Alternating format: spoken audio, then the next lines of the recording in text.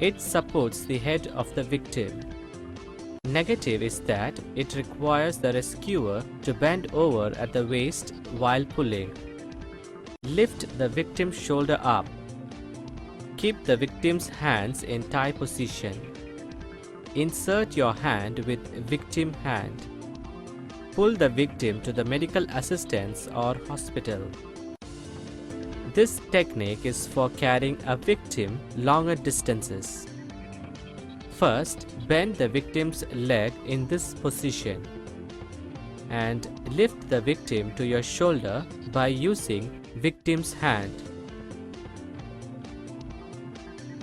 You knee your body and carry the victims to your shoulder.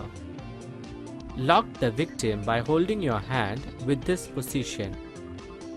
Now carry the victim for any medical assistance. This video shows how to carry an injured person by using two-man carry by extremities method. First, lift the victim's head and shoulder. Keep the victim's hand in tie position. One man carry the victim's body portion and another man carry the legs.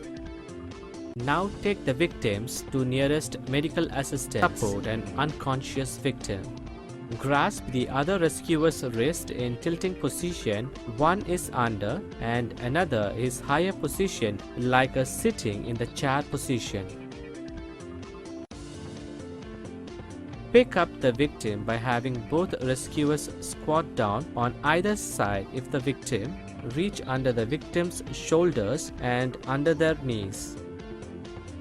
Walk in the direction that the victim is facing.